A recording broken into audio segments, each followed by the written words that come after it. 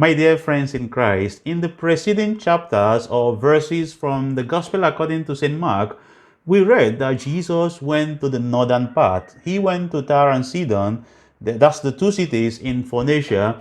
Then he came down to Caesarea Philippi, which is also in the northern part, and this time he is moving towards the south. When we say that things has gone to the south or things go south, it means it's negative.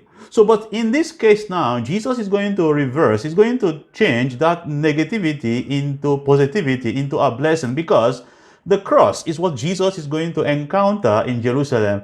But that cross that used to be a cursed thing, and accursed is the person hanging on the cross, that cross that used to be a curse, Jesus is going to reverse it, he's going to transform it, he's going to change it into a blessing, because the cross is going to be where we are going to gain our salvation and redemption. So Jesus, at this moment, he was tensed. Jesus was already, remember, he is God, and he has a foreknowledge of everything that is awaiting him in Jerusalem. He could see how many people who are going to slap him, who are going to pull his bird. He has seen the weight, he could feel the weight of the cross. So he has seen all these things, and this time he was tensed. Jesus needed someone that he will share something with.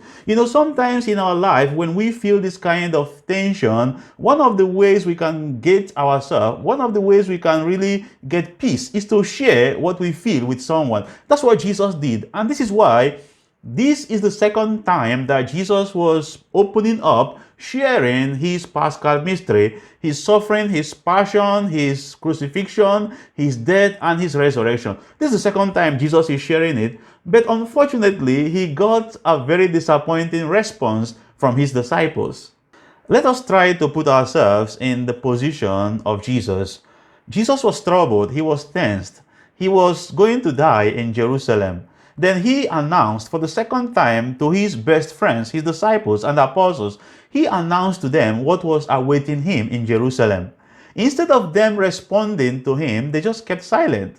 If you are the one, how do you feel when you have narrated your story? Maybe a story that has been weighing down on you. Maybe you have been troubled, but you found someone that you call a friend, and you have narrated your story to the person, and the response of the person to you is okay or thumbs. In the case of social media, maybe you have written like 50 sentences or 20 sentences to a friend, expecting the friend to guide or direct you or to give you a favorable response, and the person just sends you a thumb. How do you feel? You feel disappointed, you feel irritated, but what was the response of Jesus? We will see. So the disciples gave one negative disposition and one negative response. In the negative disposition, we can refer to that as inordinate expectation. They were expecting a Messiah who will come like King David, who will be a conqueror, who will be mighty man in battle. They were expecting a Messiah who will deliver them from the shackles, the captivity, the slavery of the Romans. That's what they were expecting. They were not expecting a Messiah who will say, I will be crucified on the cross, and all that. They were not expecting that. So, inordinate expectations we have sometimes in our life, they can becloud our judgment. When we have inordinate expectations, sometimes we try to control God because we want God to do something this way or that way or whenever we want it. We give time to God, thereby making God not being free anymore. But we know that God is a free being. God is absolutely a free being. So we cannot control God. So which means that our inordinate expectations will actually be weighing down on us, making us miserable. It will not be affecting God. Rather, it will be affecting us. So inordinate expectations, my dear brothers and sisters, could actually lead someone to becoming jealous. It can make someone to become lazy. It can make someone to become selfish. Inordinate expectation is the opposite of openness, which is supposed to be, an attitude of faith. So when someone has these inordinate expectations, it means that the person does not have faith or does not have, trust in God, because you want God to do something the way you want it to be done. Inordinate expectation can actually make someone to be narrow-minded. It can make someone to be a control freak. It can actually make someone to always be embittered. You are always irritated because People will not always act the way you want them to act, and that will make you always irritated. Their inordinate expectation stopped them from understanding what Jesus was saying because it became an obstacle, an impediment, a hindrance to their objective understanding of Jesus' announcement of his Paschal mystery. Many times, God blesses us, He answers our prayers, but our problem is that because of our inordinate expectations, we fail to understand or recognize or to see the blessings and the favors that God is giving to us. Why? Because we expected God to do it this way or that way, or in what time, in our own time. So, inordinate expectation can be a kind of blindness that stops us from appreciating or seeing the good things that God is doing in our lives because we want it in our own way. The second negative feedback that Jesus got from his disciples was their negative response, which may be referred to as fear. They were afraid of asking for clarifications. You know why? Because in Mark chapter 8, verse 33, we see how Jesus responded to, the question of Peter or the action of Peter. Because Peter took Jesus by the side and said, you should not die. You should not talk about that. Why? Because even though Peter answered that he is the Christ, the Son of the living God, Peter did not understand that Jesus was not a political Messiah. So that's why he took Jesus by the side. And when he took Jesus by the side, Jesus tried to correct him, and Jesus corrected him publicly, even though he took him by the side. Now, why did Jesus correct Peter publicly? It was because Jesus knew the contents of the minds of his disciples. He knew they were thinking the same thought that Peter has already expressed. Peter is very impulsive, so it's easy for Peter to say it out instantly. But for the other disciples, they were nursing those things in their mind. So Jesus corrected Peter openly. And because of that correction, now the disciples, even though they did not understand the second announcement of the Paschal mystery, they chose not to ask. Why? Because they were afraid of asking. They were afraid of being corrected.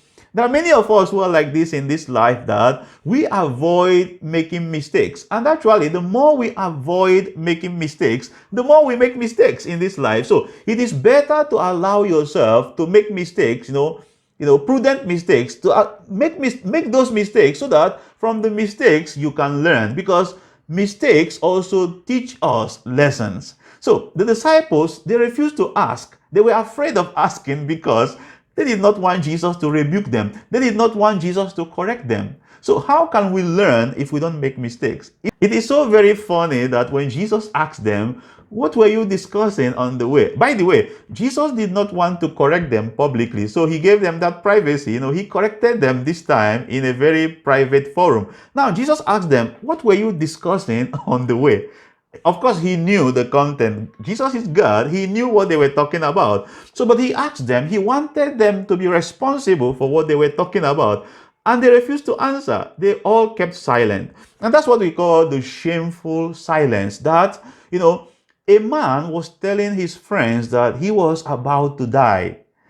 Instead of them, being sensitive, instead of them being considerate, instead of them being in solidarity with this person who is suffering emotionally, they were busy. They preoccupied themselves with discussing or arguing, entering into argument on who will be the greatest, or who is going to, inherit the greater part of whatever Jesus is giving to them. You see, I think this is the highest form of insensitivity, which many of us also can experience from time to time. You can imagine a man who has been diagnosed of terminal illness. He's in the hospital, he's about to die, then he's talking to his friends, his children, and suddenly he discovers that his children are not interested in finding a cure, in making sure that he is cured from the sickness. Instead, the children were busy